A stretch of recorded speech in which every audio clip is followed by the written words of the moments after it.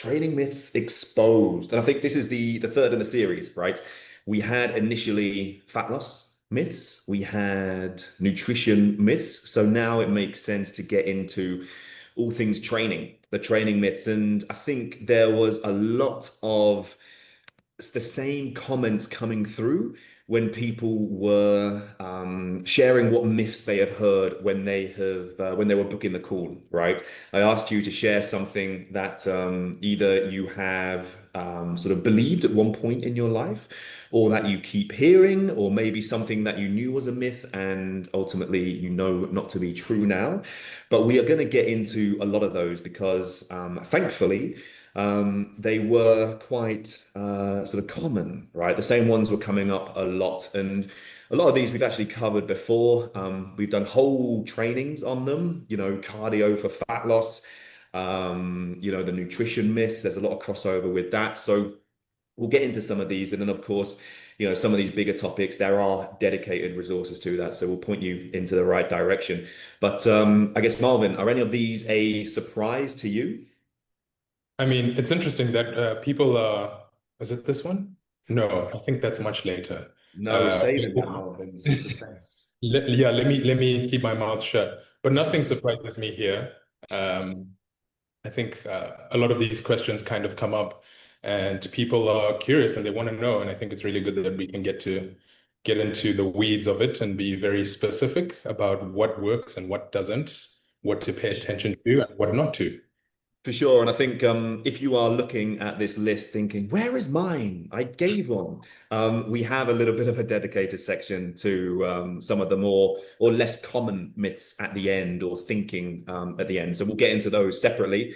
I think Munira, Abdullah, you both had a good point there, and we will address those as we get to the end. But for now, today we have 8 myths that we'll get into. Hopefully, we can convince you as to why they're myths and what you should be thinking instead. And as always, as we go through, please, please, please do just type away in the chat if there is anything that comes up for you in terms of questions, in terms of commentary on what we're talking about, because we'll either answer in the chat or we will, kind of come back to that at some point. So please, we love these being interactive sessions.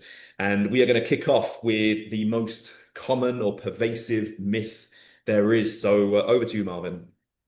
I actually wish this was true. Lifting weights makes you bulky.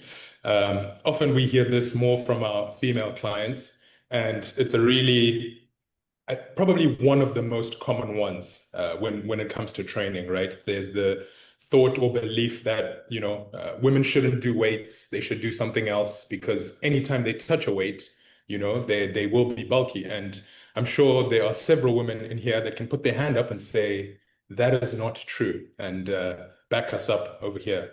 So what we often see as a result of this myth or this belief is people avoiding strength training, right? And actually only doing cardio or, insert whatever new craze or high intensity workout exists today. And, we see this typically coming from like CrossFit athletes, obviously in the more recent times have made it more popular because you see, as you can see in the picture, right, your typical CrossFit athlete looks like this. You obviously see physique competitors, bodybuilders in the female space looking like this. And with social media nowadays, these are the people that are going to make the most noise, right? Because their bodies look very alarming and very different from, your average person. And so this grabs a lot of attention. And so this is where we start to see some of these trends coming from and these myths coming from. Pete, how often have you heard this Many, many times. I think it's funny, sort of women go down the route of or generally say, I don't want to lift weights to be bulky.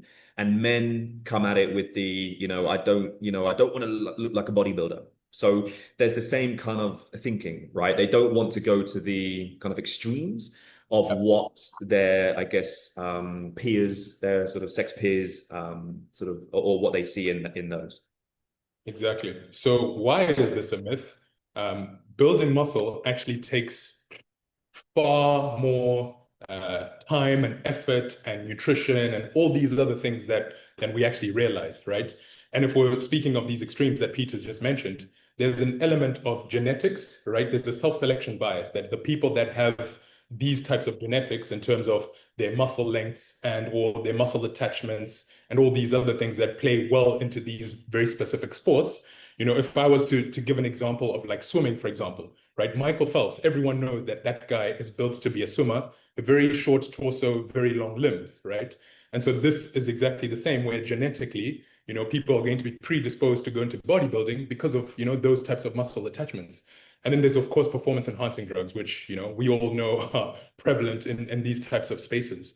You know, women naturally have significantly lower testosterone than men. And so it's extremely difficult to, you know, actually put on noticeable muscle mass for women.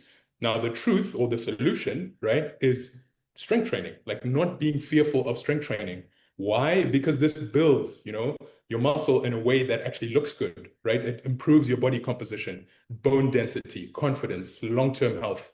I mean, Amani is in here, and I remember a couple of weeks ago we were talking, and she was telling me how she was able to go up multiple flights of stairs, you know, as a result of the consistency of training and the levels of endurance, both cardiovascularly and muscular endurance, right? Because you know, when you're going up the stairs, the legs kind of start to burn, right? Had she been very fearful of strength training and building muscle, you know, that would have been a challenge. She wouldn't have been able to get up those stairs. So we want to make sure we're training progressively. You know, we're every single week aiming to make a little bit more progress. Building muscle is actually what creates the toned, you know, look, you know, that term that we often hear, that most people are actually after. And Pete has put a really nice little, you know, contrast of, you know, toned, defined, and long, lean muscles, you know, some of the terms that we hear really often, right? Yes, and I think with muscle, like the thing that you need to know, I don't know if this was shared in biology class, we tend to sort of touch on these things at points. And, you know, muscle can either get bigger or it can get smaller. And so we have lots of sort of adjectives around how we want our muscle to look, right? Toned, defined, pumped, massive, huge, depending on obviously what the goal is. But ultimately, like the muscle gets bigger or smaller. So generally, like if we are thinking about, you know, toned muscles, this is about having enough muscle mass to actually show that there is muscle, but also sort of a reduction of body fat to so that you can actually see the muscle, right?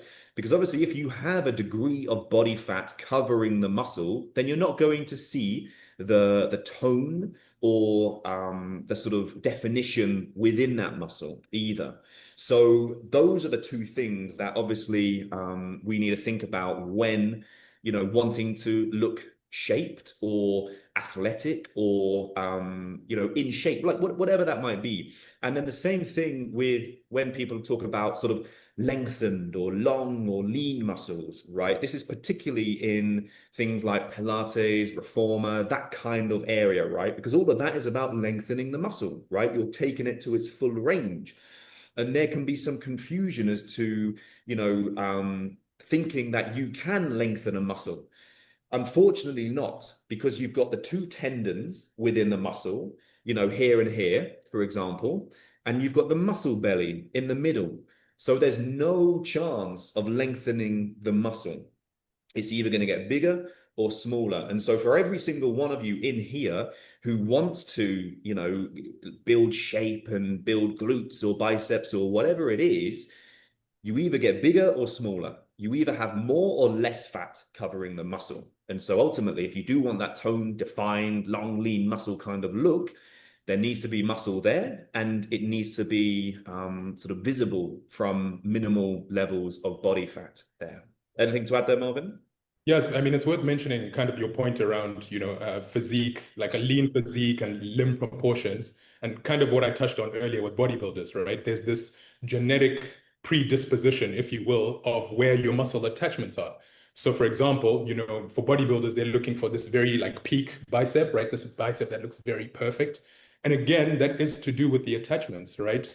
They have, you know, attachment points that are much more appealing physically, you know, to the judge and to the competition in comparison to someone that doesn't have that, you know. It's interesting. I remember coaching a couple of, well, brothers, and noticing very obviously the size of their arms and how their attachments look similar. And so the one brother is like, oh, I've got a little bit of fat here. I need to get rid of it. And then the other one kind of says the same thing. And you can very clearly tell that, it's more to do with how they store body fat, but also the attachments, right? So all these things play a genetic role. And I think it's really interesting that we tend to then discard that, when we're thinking about these things. And you just assume that, people's bodies are the same. So it's very easy to compare yourself to someone else.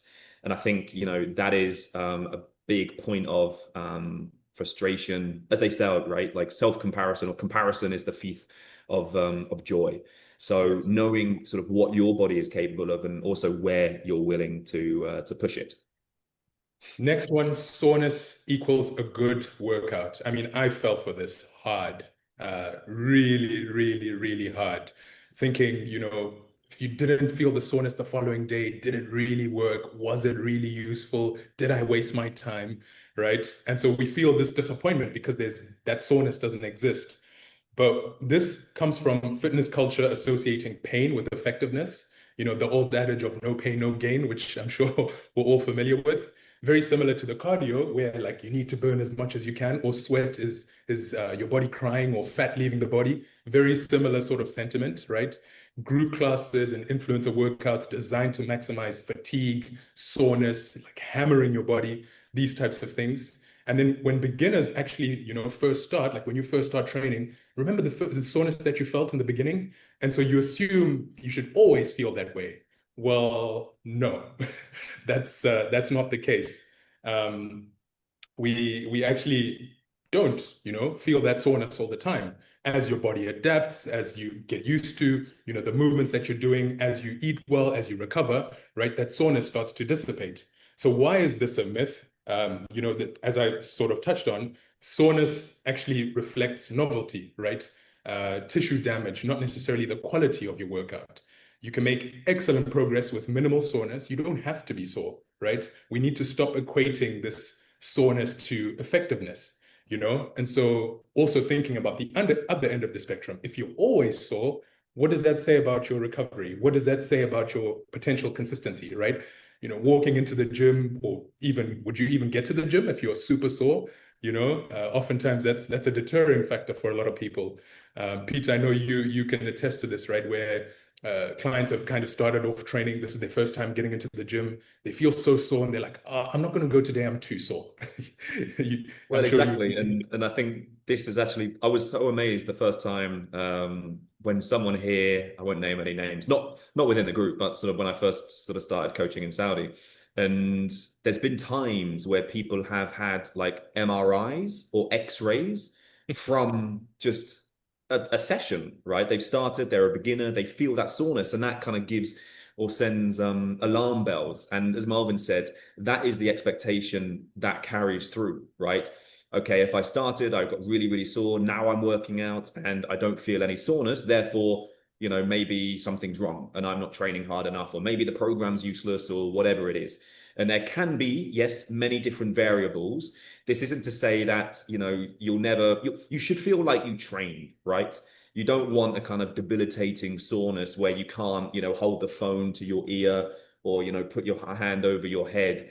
That kind of calms with time. There is that feeling that you sort of you have done something, I think, is generally what we want as your body adapts to the stimulus and it becomes well trained, right? Because ultimately training just conditions your body to sort of recover faster, to be stronger, all of this. And I think that getting to that point is, I think, a milestone in itself, right? Where your body has adapted to training loads, frequency, volume, etc. Yeah, Peter, as you were talking, I just remembered a story of being 16 years old in boarding school, and one of my friends wanting to, start training, start getting into the gym and so on. Oh, I can do this, I can do everything. He was so sore the following day. He was drinking tea with a straw. And we made fun of him for a good 2 to 3 years. But what's the actual solution, or what's the truth, right, to this matter, or to this soreness myth? Progress is actually better measured through strength, performance, energy, recovery, consistency, not soreness. Your effective training, as Pete said, should challenge you. You want to feel like you've worked out, you've challenged your body. You walk out of the gym feeling like, okay, yeah, I did work hard. but not crawling out of the gym and being completely broken and destroyed. And you want it to still then aid you in your recovery, right? If you're too sore and you can't recover from it quick enough for you to then train again, then what's the point? What does that do to your consistency? And this myth makes sense, right? You are spending an hour of your time, dedicating an hour of your day to training. Therefore, it must be hard, right? And so I would imagine that, for someone that's new to this or this is novel to them, it makes sense. And yet in reality, it definitely is not how it actually is. Yeah, if anything, I think when you get to sort of peak athletic levels, for example, the extremes in the sports and everything, they are training to not get sore. They want to be able to recover from the volume that they're doing so that they can go again the following day. So soreness actually is a limiter to them building their performance and strength, and actually then has all sorts of other sort of risks of injury creeping in as well. So we'll get on to in a moment, actually, sort of, it's not about not chasing soreness and not chasing difficulty. There's obviously sort of a principle to focus on. Yes, there's definitely a fine line. Next one is you need to confuse your body. And this is a really funny picture that Peter's put up of this guy holding a band. He's on a Swiss ball. He's got the kettlebell, the leg is up, like everything is just everywhere, right? This just looks like chaos, absolute chaos. This is an injury waiting to happen, actually.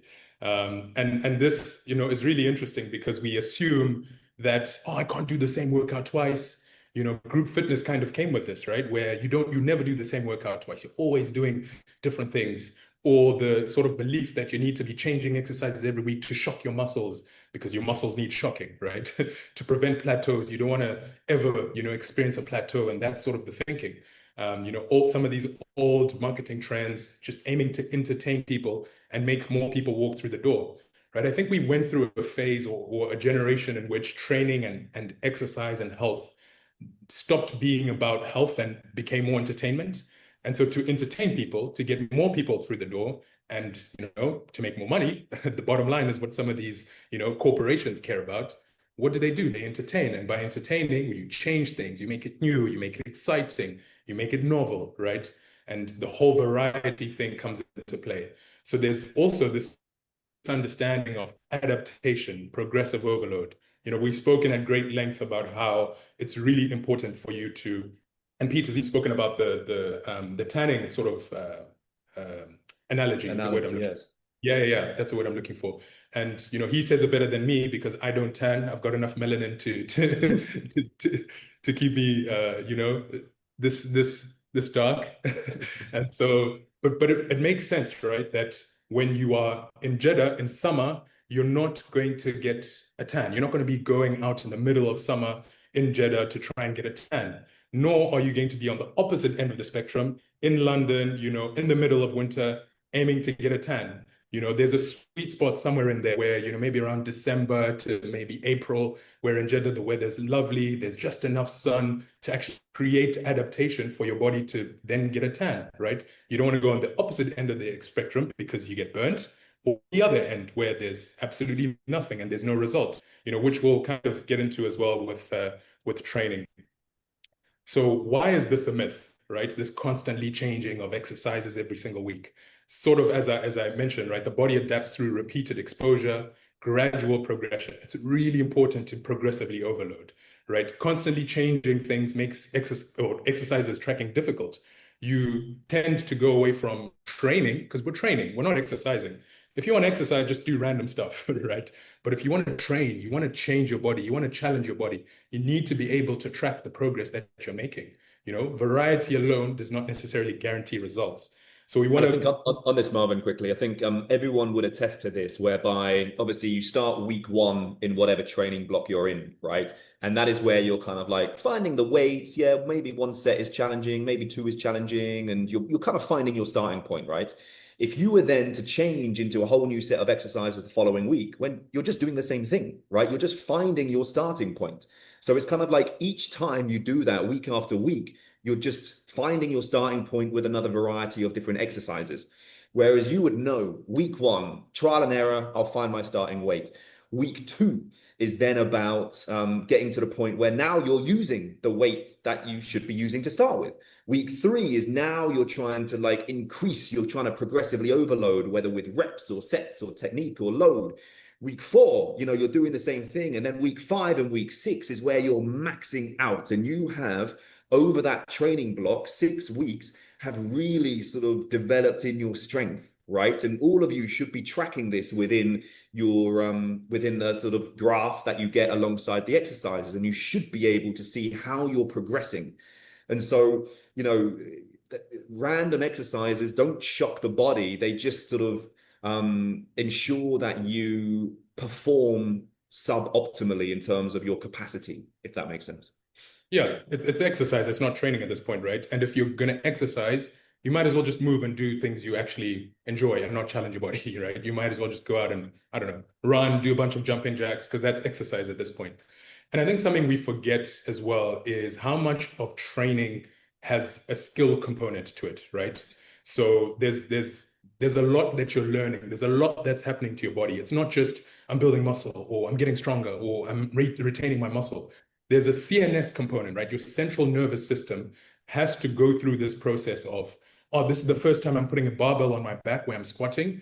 Okay, this is what I need to do. I need to brace my core. I need to keep my feet fully planted. I need to, you know, squat below parallel. All these things it's a skill, right? Your body is learning the skill. We call it motor control, where the more you do something, the more frequent you do something, the better your body gets at it, right? And so you would attest to this as well, similar to what Pete said. In week 1, you're kind of getting the lay of the land, but by week 6, you've improved significantly, not only in weight and reps and load, but also in your technique, right? You've refined it because you've done it countless times over and over and over again. So really, really important point there with training. Into myth number 4. Mobility and stretching is needed to fix pain and movement issues. This is a really interesting one. I think at the CrossFit would have definitely been one of the ones that sort of popularized mobility, right? People think, oh, because I'm sore or because I'm stiff, you know, this tight muscle needs stretching. And so there tends to be this overemphasis on mobility, yoga, you know, even Pilates could come in here, right? Because it's going to fix everything. And so people spend 15, 20, 30, 40 minutes, you know, warming up, stretching. Pete, I'm sure you've seen a couple of those people that walk into the gym, drum roll 10 minutes, do like 20, 30, you know, mobility exercises. And only then do they begin, and that workout becomes 2 hours long. Well, yeah, and I was a victim of this many, many years ago. And yeah, you literally 15, 20, 25 minutes before your session to try and sort of address issues that it's not going to address. Yeah, exactly. And so why is this a myth? You know, this is a myth because we see, Pete, could you jump over to the next slide? Yeah. So pain and movement limitations are actually not just, you know, there's pain in this specific area or this or that. You know, there's multiple issues, right? Muscles feeling tight can actually be weak. They could be fatigued, or they could be lacking stability in that joint, right? So stretching, just doing a bunch of random stretches, is not going to fix long-term issues. If you're having to spend 30, 40 minutes warming up, then there's likely an issue that needs to be addressed, right? So it's worth mentioning or worth thinking or asking yourself, well, if it takes this long, then something is wrong, right? And so there's a better way to address this than constantly doing the same thing over and over and over again and achieving no result. Yeah, and I think sort of Jemana's just mentioned something in the chat, and she said, to be honest, she's just outed herself in front of everyone as well. To be honest, sometimes I skip the warm up and stretch afterwards. Is that okay? And I mean, you've got a whole, you know, school of thought who think, okay, if your first exercise is, for example, a squat, right? Then you just go and do a squat at a lighter weight, and you build up to your first working set. You don't need to mess around with all this other stuff, right?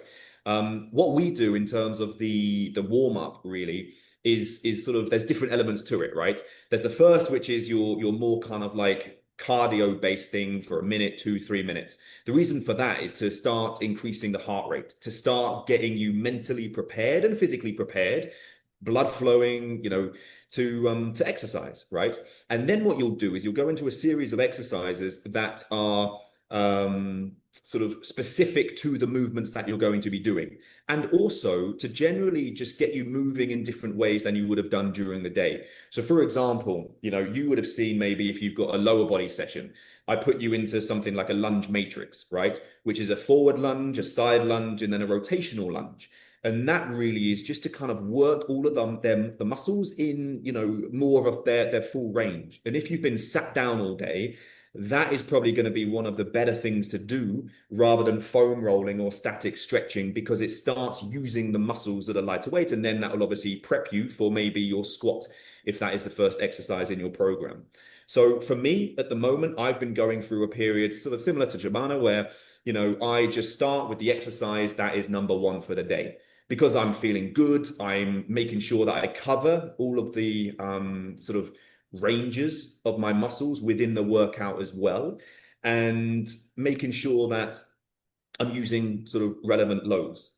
And I think sort of one thing to add on here as well, Marvin, is I think ballet, yogis, all these sorts of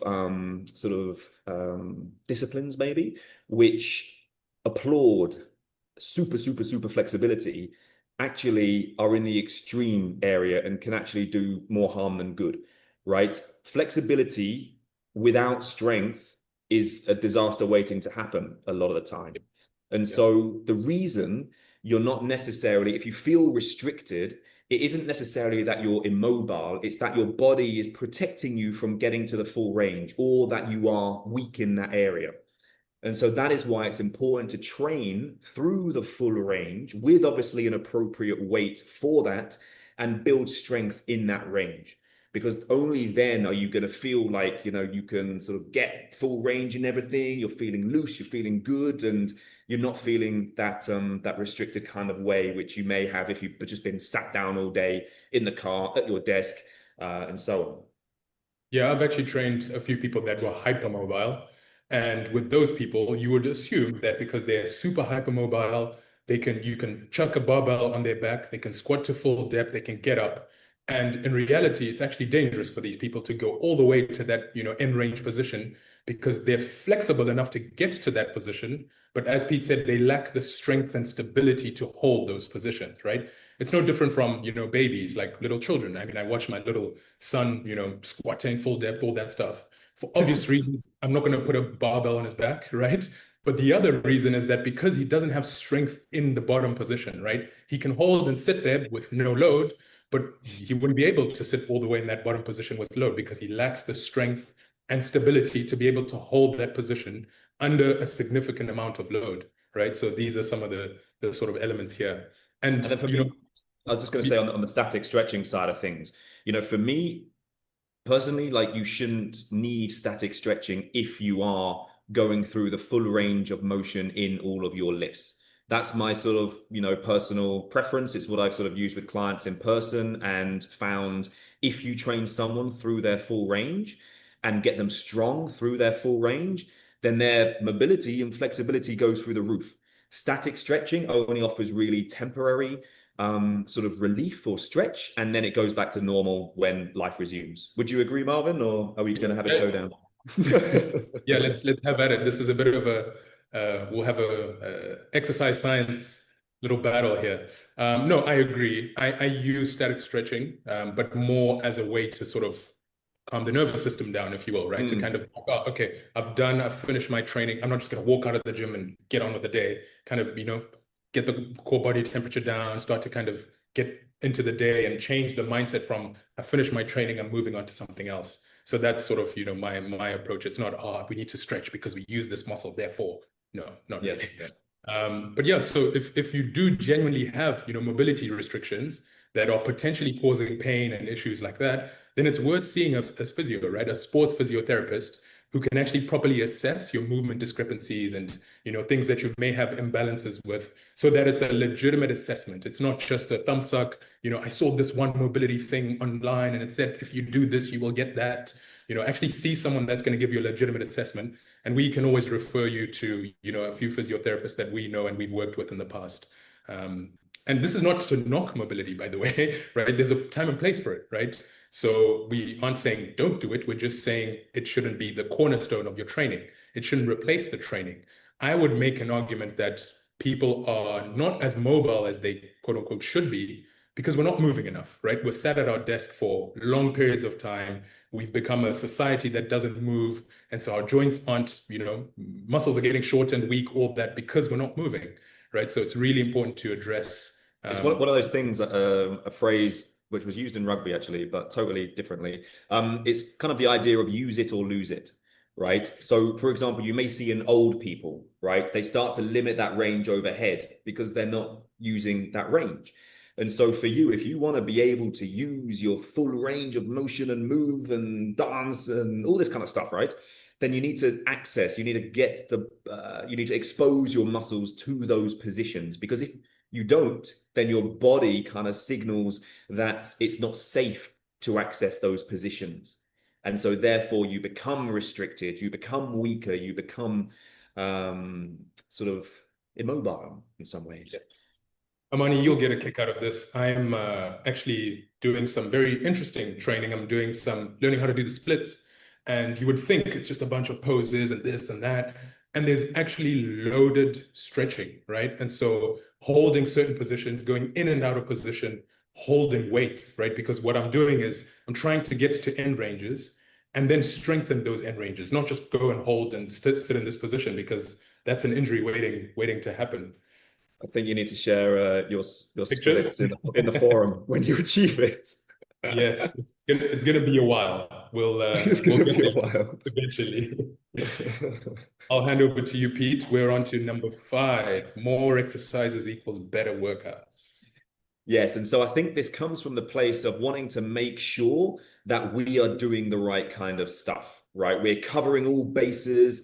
If we're a man and we're working our chest, we want to, train the upper, the middle, the inner, the outer, all of these areas. The same thing, obviously, with the glutes, if that is your focus area. And so we need to make sure we cover everything off. We need this machine, that machine, etc., etc. And so this really comes from, I don't know, magazine workouts, online workouts, packed with endless variations, which kind of gets you to think, if I'm not doing that one, maybe that's the one that is missing for me. And that's why I don't have, the shape where I want it. And so when you're in the gym, it's like, okay, I've got this list of glute exercises that I need to do. And you have that fear of, okay, if I don't do the whole 8, then, I'm not going to see the progress that I want. And I think with that too, as we go through each exercise within the session, right, you build fatigue, you get tired. And so that sort of perception of fatigue and exhaustion means, okay, this is becoming more effective, more is better. But really sort of why this is a myth is that, doing more generally reduces the focus and the quality.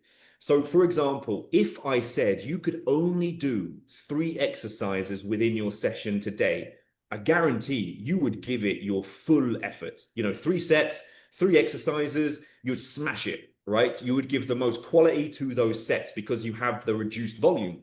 Whereas now, if you have 10 exercises, like how can you mentally and physically work through those and keep the same level of focus, quality, and intention to those? You can't. Impossible. Mustahil. So that kind of excessive volume can then affect recovery as well, and then also stall progress because you can't recover from the amount of work that you're potentially doing. And so, as always, there are a set of exercises that are just giving you the biggest bang for your buck, like the biggest return on the time spent doing them, right? And there's other exercises which you just either can't load appropriately, you don't maybe train the muscle in a full range, or are just like suboptimal exercises. So in terms of everyone here, I'm sure has a limited amount of time in the day to get their training in. It would be much better to focus on exercises and intensity to ensure that you are getting, the most from the time spent, right? So really, everything that we put into the programs, there may be they're the fundamentals, right? All of the fundamentals, the human sort of fundamentals, your lunge, your squat, your hinge, your push, your pull, vertical, horizontal, and all the variations of core, those are your fundamentals. And there are key exercises under each category that will give you, more in terms of benefit. And those are what we sort of position the training around. And again, sort of going back to the progressive overload element, ensuring that these exercises are the ones that we can steadily progress time and time and time again. There's a reason a barbell squat or a squat is like the fundamental leg movement, or a deadlift. And if you look at any of, the great coaches who would say, what are the 10 exercises that you would do if you could only train 10 exercises for the rest of your life? They're all pretty much the same kind of thing. And I'm sure if myself and Marvin shared our lists now, other than the splits, we would be in a very similar place. So yes, simplicity is often, fundamental across everything that we do. We don't want to overcomplicate. We don't want to do too much. We don't want to put all of this junk volume into what we're doing, because, if you're performing junk volume at a lower intensity, you're not going to be getting the same results. So yes, last point here, movement mechanics, right? Consistently done at a high level of intensity is going to be the thing that sees you progressing for years and years and years and years.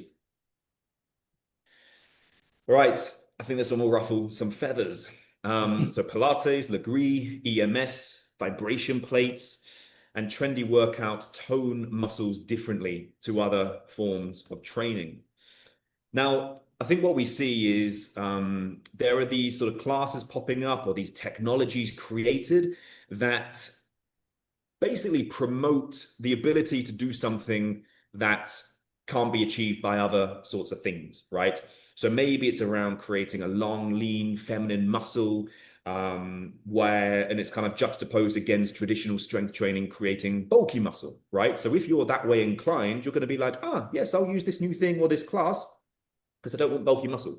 It solves a problem that isn't really there, to be honest. And so this really comes from, again, sort of what Marvin was saying earlier, the whole kind of how to keep fitness exciting and interesting, how to keep people walking through the doors, and basically make more money, right? And there's also the fear of traditional training being too manly. Celebrities often promote these trends. And also these give rise to all of these terms that we've spoken about: tone, lengthen, lean muscle, sculpt, burn, and all these sorts of things. So Marvin, I'll hand over to you here, because I'm sure you've done more research on this than I have. And then I can take some of the others. Yeah, I went down this rabbit hole when I first moved here, actually, funny enough. I was working in a CrossFit gym, and the head coach at the gym was a former Pilates instructor. And he did not look like a Pilates instructor. I mean, he was short guy, but really well built, incredibly fit, very proficient in, a lot of movements, like very complex CrossFit movements. And we kind of got to talking, and I was like, oh, okay, this is interesting. And so I kind of went down the rabbit hole, kind of trying to figure out where this whole Pilates thing came from. And interestingly, Pilates actually originates from trying to create a way to help people in the war that had been injured in combat to rehabilitate, right? And so that happened, right? This guy, Joseph Pilates, essentially created this. He was, I believe, exercise science specialist, and so studied the human body, understood movement, understood breathing, posture, all these types of things. And then he went and created this, and so they used this, right, in these situations to get these soldiers back into combat. And funny enough, they used the springs attached to the hospital beds to actually create what are reformers today, right? The reformers we see in Pilates studios were initially started as hospital beds. So interesting how innovative that kind of was. And so 100 odd years later, here we are, and Pilates is a method of training. It's become a class, it's become a thing. It's the matcha and the Pilates, it's the, long lean muscle and Pilates, it's the Lululemon or Aloe and Pilates, like all these other associations, right, with Pilates. And yet the original intention of what was created is very different from what it looks like today. Thank you. You did it way better than I could. But I think, with all of these things, yes, like with all of these types of training or sort of methods, right? There is sort of nothing wrong with them. We're not kind of putting them on blast. It's, you can see progress if you do nothing, right? If you are a beginner, you don't do anything, then any sort of one of these things is going to be an improvement on that. And there will be results in relation to that. Maybe not the best results for what you're trying to work on, but there will be sort of progress. And also things like these, they move you in different ways, right? So, arguably in strength training in the gym, you're not going to get into a position like this. So you're going to be sort of stretching out the muscles, lengthening the muscles in different ways than you would in other modalities, which can be beneficial. And so whenever we get people who or clients who are like, oh, I'm thinking of doing a Pilates class a week, I'm really enjoying it, like, great, amazing, because ultimately more movement is better in some ways, right? If you are training 3 times a week in the gym and you want to add a fourth session, which is Pilates, absolutely go for it. But like, don't compromise on the stuff that is going to sort of help you get to where you want to be quicker, if that makes sense. Now, Yeah. I know Lagree is something that has taken Jeddah by storm. I've trialed it as well, and I think this was basically something that was sort of to a bit of a step up in relation to just your standard sort of reformer Pilates, turning it into more of this, well, even more of maybe a cult following or boutique fitness class. And with this as well, the emphasis then was placed on calorie burn and sweating and fatigue and high intensity. And as we know from, what was it, 2 group coaching sessions again, the calorie burn element, the sweating are things we want to detach from, right? We do not sort of want to associate exercise with those sorts of things, or that sweating leads to fat being burned or whatever it is. And so, as kind of Marvin was saying, these things tend to sort of evolve into this lifestyle, this identity that you want to be a part of, because yeah, it can be attractive. And again, Lagree, tough class. I did one here in Jeddah, and there's can be great benefits from it. But again, it's how that fits within the week and knowing why you're doing it. You're not doing it for some reason that isn't actually true, but what are you getting out of it? Yeah, I think with the Um, Pilates and Lagree especially, one little thing that I didn't touch on or didn't mention is, as Peter's saying, like, it's go ahead and do it. Go and do it because you enjoy it, because it's fun, because it's another way to create movement. But one other benefit of doing things like Pilates and Lagree and all these other things is the element of like a sense of community, right? Like you kind of get together with the girls, you do this, you do that, you're socializing, and that's fun too, right? You're getting other people to move in ways that perhaps they wouldn't have ordinarily moved, or you're getting out of the house for the 4th day as opposed to, just your 3 strength training sessions. So, have at it, go and enjoy the Pilates. But yes, it's not the cornerstone of changing our body composition. Jemana has a question on hot yoga and sculpting sort of mat Pilates. So I think I've done hot yoga a few times. For me, to be honest, I find yoga kind of boring. Because maybe it's just I'm not good at it or whatever, but like it's not my kind of training, right? And so hot yoga, like absolutely not. Again, done it a few times. It's just not enjoyable for me. Whereas if you enjoy, because I sweat enough, like I just walk outside and I start sweating, so I don't need that. Whereas if that's something that you enjoy, then what else do you need to consider in relation to it? Okay, good hydration. Is your body now recovering from that extra stress that you're putting it under? Sort of things like mat Pilates can be a really good thing to help with your breathing and to your core engagement and these sorts of things, which can often be missed when it comes to stuff that you're potentially doing in the gym. So yeah, if you enjoy it, Amani, I didn't want to sort of out you earlier, Amani, about the poll, but you've said it here yourself. It's something you enjoy. It works your body in a different way, and absolutely, like, go wild, enjoy it. But again, like, know why you're doing it. It's not for, yeah, I'm sure you don't do pole for the calorie burn or to lose body fat. It's something you enjoy. There's a skill component. You want to get better at it, and obviously, it moves you. It exercises you. Fine. So EMS, I'm sure you've probably seen this sort of coming around in various different cities in Saudi. And, it's the promise that 20 minutes of work twice a week will have you see amazing results. And this really, electrical muscle stimulation, it comes from like the rehab and the physiotherapy side of things to help patients who are or have been immobilized, who've lost a lot of muscle mass, to stimulate the muscle contraction again. So for example, if your leg has been in a cast or has been, had a plate in it or something like that, this can be a way to get the muscles to work again. And then it was sort of adapted or adopted by elite sports as a supplementary recovery or activation tool, not a replacement for proper training. And so I remember talking to someone here who has a place in Neon for EMS training. And what their protocol is, two 20-minute sessions a week, but also you have to sign up for 3 like gym sessions with them as well. And so it's kind of like, what is going to be getting the benefit to the individual? Probably the strength training and, just generally moving more here as well. So again, it's knowing what it's doing. It's not magic. It's not, some fancy thing because you've been put up to a machine and it shocks you and you can only lift 1 kilo weight. It's knowing kind of really what is the most effective and best use of your time. So all of these sorts of things, they can be marketed as smarter or more feminine or going to get you better results. But there isn't really truth to it. They are going to give you results, if you go from a position of doing nothing to something, right? Anything is. But it's knowing that they're not going to be the sort of the magic bullet, which is, you've been waiting for. Exaggerated, misleading. And so, yeah, like why is it a myth? I think we've sort of covered this off. We've mentioned toning, lengthening. We've mentioned the sort of class-based stuff, Pilates, Reformer, Legree. They don't really factor in progressive overload. Yes, you can change the weights, you can change the springs, but you're not kind of noting it down and, progressively doing it session after session after session, right?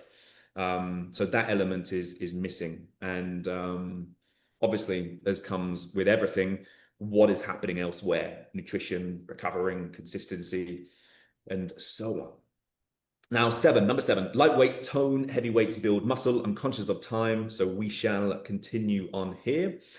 And what we see is there's this thought that doing high rep workouts will tone or burn fat more than lifting heavier weights, right?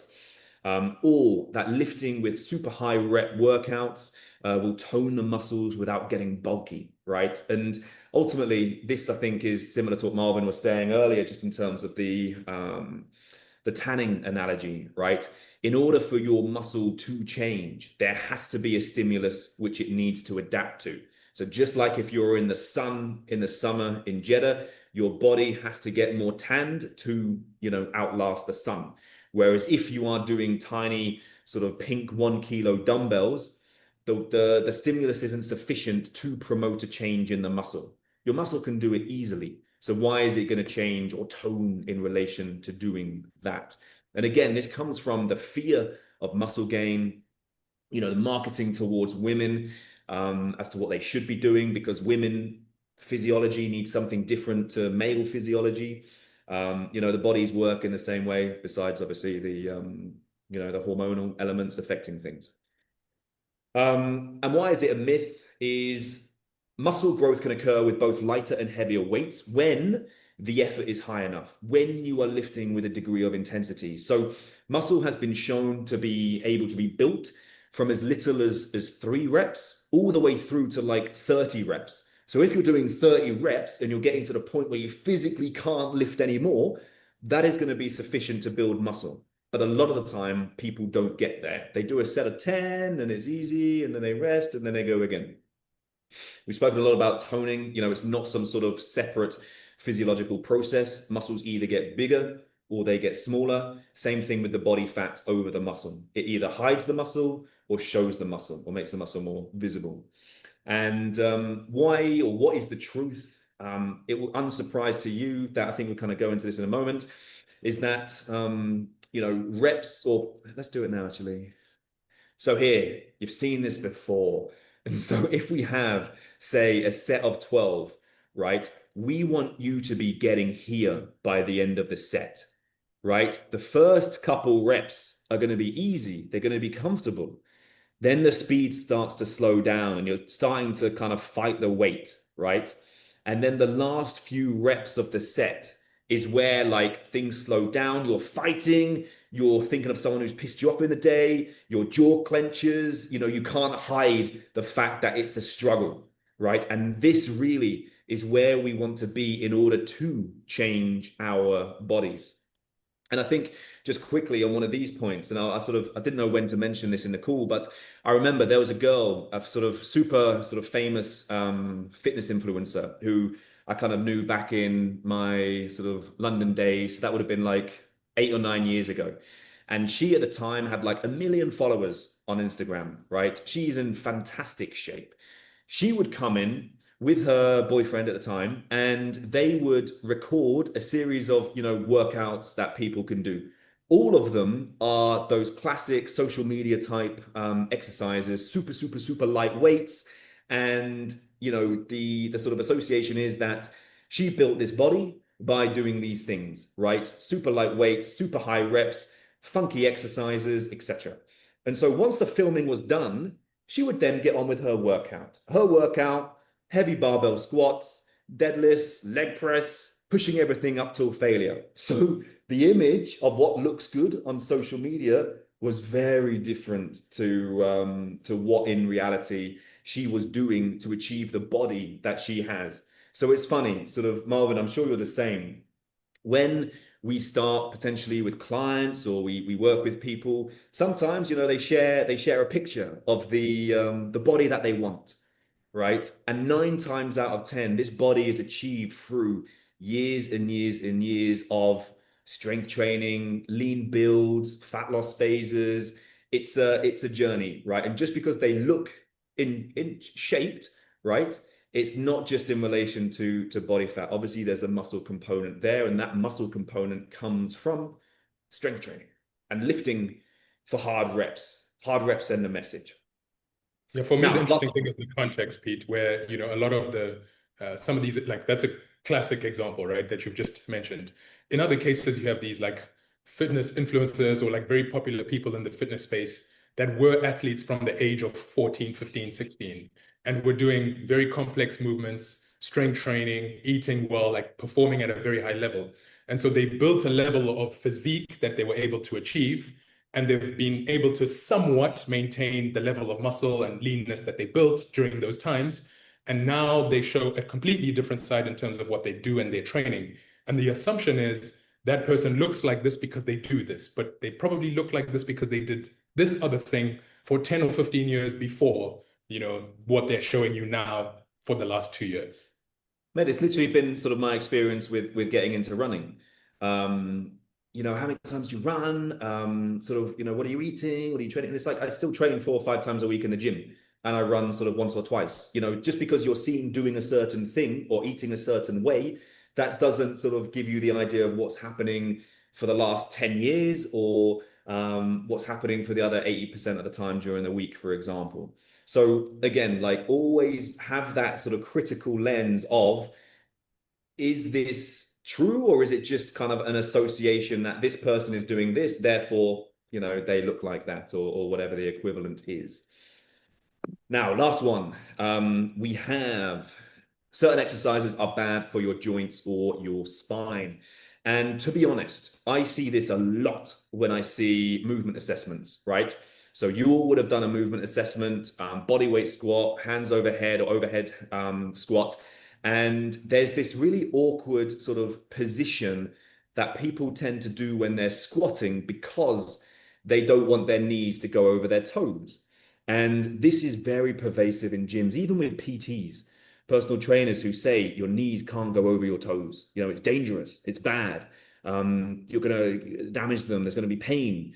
And a lot of the time, what happens is then the individual squats, but really tries to push their hips back. And then what they find is their center of gravity goes off, and therefore they kind of fall backwards, right? And so by focusing or forcing your body into a particular movement, it actually creates an unnatural movement. And so things like knees over toes or deadlifts are really, really good and powerful and strong exercises. And these sorts of things tend to come from, you know, outdated rehab results or coaching advice. fear-based mongering when it comes to fitness messaging, and just generally poor understanding of how the body works, load tolerance and biomechanics as well. And so really, the body will adapt to the stress that you put it under. So for example, earlier when I said use it or lose it, right? If you are not exposing your body, maybe, to a point like this, your body's not going to be comfortable to get into a position like that. So I wouldn't say, do this from tomorrow, because again, it takes time to build the confidence, to build the range for a position or an extreme position like that. But it's not something that should be avoided, right? Or it should be done in line with an acceptable load or weight associated with it.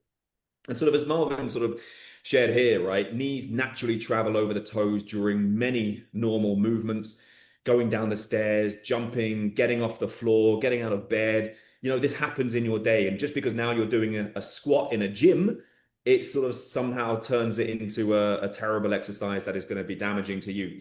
Same thing with deadlifts, right? You're picking up something off the floor. You're putting your suitcase at the airport onto the conveyor belt. You're taking it off the conveyor, whatever it is. Like, these are positions that we naturally do during the days, and we should train them so we get strong at them. The issue generally is poor load management.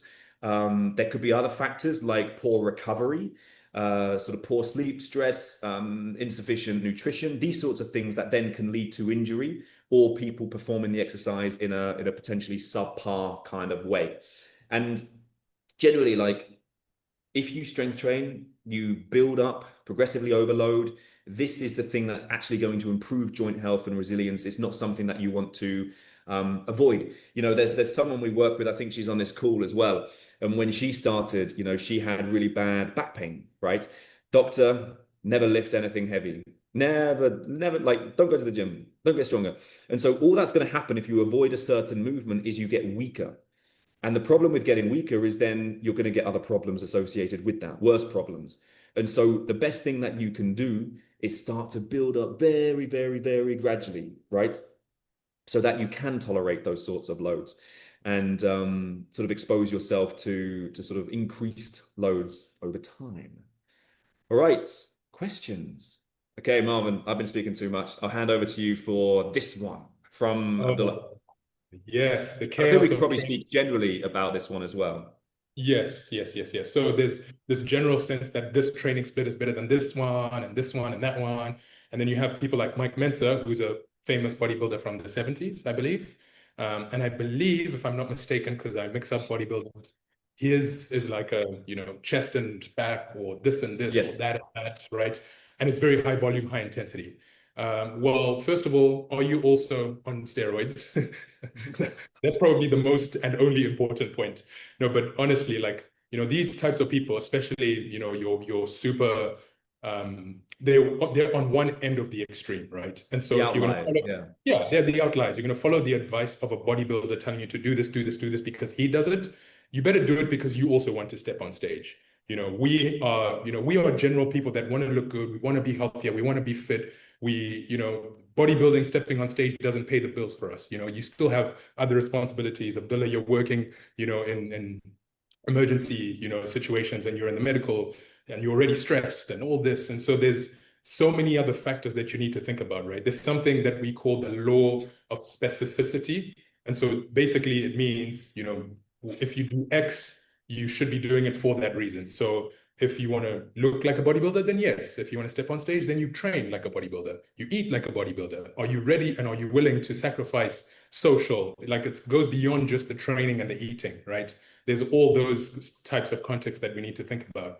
The same goes for professional athletes in different eras and areas, right? The famous CrossFitter, Tia Claire Toomey or whatever, doing this workout, you should do this because I'm doing it. But are you ready to train, 6 hours a day and also then do the recovery and also then, like, these people get paid to do these things, right? And so be cautious of doing X because so-and-so said you should do X because that's how you'll end up looking. Yes, and also there are so many different ways to skin a cat, right? If we're taking bodybuilding as an example, right? There's 1,000,001 different people saying they have the best approach. And so, generally the principles are the same across disciplines, right? Progressive overload generally is the point. And you get some people who are hyper responders in one element, maybe low volume training, who are going to say it's the best thing ever. And then you get people who respond better to high volume training, and they're going to say it's the best thing ever. Much like with diets, right? You've got your keto crew, low carb, no carb crew, who are like, this is the best thing ever. Whereas you've got other people who are smashing 500 grams of carbs a day and are still losing weight. Like there's so many sort of variables to this, and finding really in the most kind of cheesy way, the best split is the one that you can stay consistent with over long periods of time, the one that you can progressively overload over long periods of time. And also, there's a time and a place for different splits, right? Maybe if you're doing 4 days, you're doing push pull upper or push pull lower upper. Maybe you're doing upper lower upper lower. Maybe then you want to specialize and do more of like a back training split. So these splits, I mean, I'm sure you, Marvin, you're the same. You've probably done 101 different splits, and there's not one that you think was the best out of them all.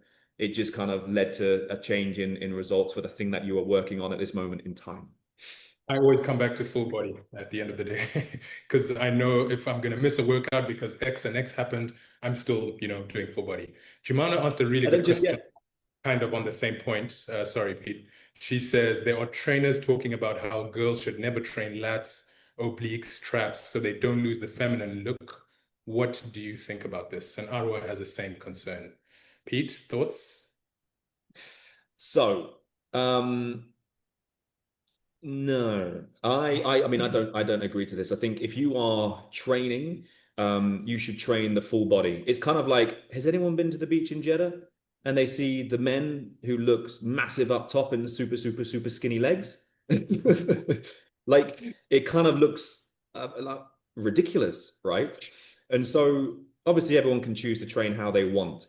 But I think if you are going to build a strong and healthy and, functional, for want of a better term, then everything needs to be trained.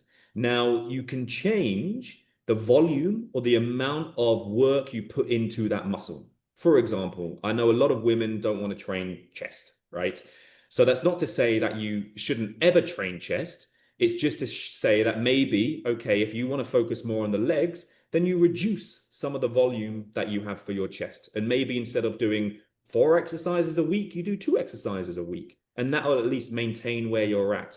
I think anything which you do to sort of limit or weaken areas of your body probably isn't sensible. And so, yeah, obviously, everyone has their own views about this, but I think there's a combination of sort of things to take into account here. What about you, Melvin? Yeah, two things come to mind for me. And one is kind of what you touched on around not skipping things because of obviously how you end up looking. But on that same vein, if you think of I like to think of the body from like a biomechanic point of view where, your body is not just an aesthetic thing, right? Of course, we want to look good. We want to look a certain way. You want this body part to look better and you want to focus on this and that. Like we get that, right? You are allowed to do that. But when you skip and miss certain things, you end up with a whole host of other issues, right? When we think about muscles, like specific muscles, they have specific roles, right? And so if you're not training your lats, your obliques, and your traps, it means you're also not going to have good movement through your shoulder blades and your scapula, which means you're not going to have good, shoulder function, which means injuries are, coming for you later on.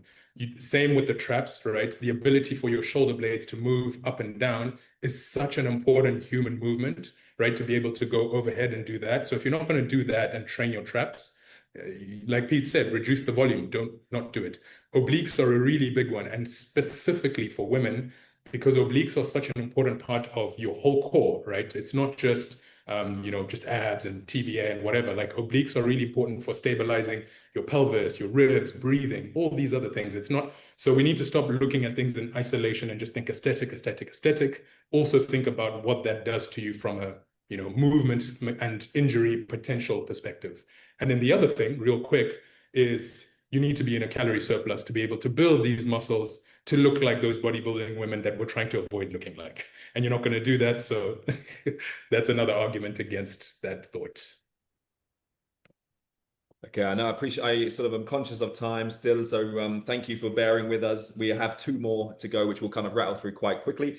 I can't remember who shared this, but the idea is bodybuilding is nothing, and functional training is for life and a much healthier for spine and aging. Now, there's many different things to consider here. We obviously don't have much time, but it comes down to definition, right? Bodybuilding, in its purest sense, is building the body, right? So that's something we're all doing. Functional training has many, many, many, many different schools of thoughts. And, what is functional? Is just being able to squat with a bar on your back functional? I don't know. Is it doing a muscle up functional? Is running functional? Like these sorts of things need to be taken into account. So it isn't sort of black and white. And ultimately, if you want to build shape within your legs and your biceps and your chest and this kind of stuff, then doing something more aligned to bodybuilding principles is going to be better for that. Um, what about and yeah, what about you, Marvin? Because I know you've sort of straddled this in terms of the CrossFit and so on. Yeah, exactly. The same point, right? Like what do we mean by functional training, right? And so like I think we spoke about this earlier. Like, are you balancing on a Bosu ball, like that picture that Pete had where that guy's doing a single leg glute bridge slash, Pallof press slash, bench press, like all the like that is that functional to you? But what application does that have to your daily life? I think just thinking of training, we should also think about what we do in the gym, does that serve us well outside the gym? And if that's our definition of functional, then we should expose ourselves to multiple training, including bodybuilding, including powerlifting, maybe even including running, the Pilates that you enjoy, and there's phases in life too, right? So as you all know, you have your individual phases that we go through, and we may go through a phase of doing this, doing that. Some people are kind of wanting to get into high ropes now, so there's so many directions we could go with this, but Yeah, it all comes down to the definition, and ultimately movement is great, and then there's sort of layers to that. I think the last question was from Manira, and this is around trainers on Instagram posting before and after photos saying people got toned in just a few months. Well, I've been consistently working out for months and still don't see that kind of dramatic change. And so I think a lot of this comes into context, right? So, for example, to the men out there, would you be willing to do what this guy did for 15 weeks to look from this to this? And if that means eating, I don't know, chicken breast and broccoli 5 times a day with no seasoning, and no cheat meals and walking 20,000 steps and training 6 times a week, would you be willing to do that? Right. And ultimately, we're all kind of have jobs, have stress, have life, and that is going to be impossible for most people. And so, really, sort of when looking at such pictures or such, comparisons, it's important to not just look at the end result, right? Without thinking about what actually happened or what the context is. It's kind of like saying, I would love to, I'm so jealous. I'd love to have the money of Elon Musk, right? But would you want the brain of Elon Musk? Absolutely not. Would you want his commitments? Would you want this? Would you want that? Absolutely not. So, not that it's ever going to happen at any stage, but you know what I mean. I'm exaggerating the point. If you want the goal, you need to be mindful of what it takes in order to get there, and if realistically you're able to do those things. Because if not, then you're just going to have another failed approach, which doesn't necessarily work for you. and the after, Anything to add like, there, Marvin? yeah, what about the 15 weeks after this shoot? What did the guy Yes. look like? I want to see that. Was he able to maintain that level of leanness? I can guarantee you he was not, because life happened. Exactly. And I think a lot of the time people can lose a crazy amount of weight, have amazing before and after pictures, but they haven't learned the skills needed to manage life, right? And so for me, even though I've been in that kind of state in terms of like diet, right, where you're super restricted and refined and you have no social life and you're hungry 24/7, like I sucked it up because I did it and that I was that way inclined at the time. Would I want to do that now? Absolutely not. Absolutely not. Because you're just in a different stage in life. You've got kids, you've got you're married, you're this, you're that, and other things have the priority, unfortunately. So I hope that gives some idea too. Manira, does that help? because I think like, where you've come in terms of this journey from, just literally exercising in your swimming pool to now upping to 10 kilos, right? In terms of dumbbells at home, to stepping out into the gym, to coming to our boot camp class or our Ramadan class, to, gradually eating more protein, these sorts of things, like they are shifts that you are going to be able to maintain over time. Exactly, Amani. Like The Biggest Loser, we had this on one of the talks previously, right? Someone lost, what was it, 350 pounds? However many years later, they are heavier than they were before because, it's got to come from the lifestyle. It's got to come from the identity. Those are the things that matter, and those are the things that change, and those are the things that's going to really impact the body.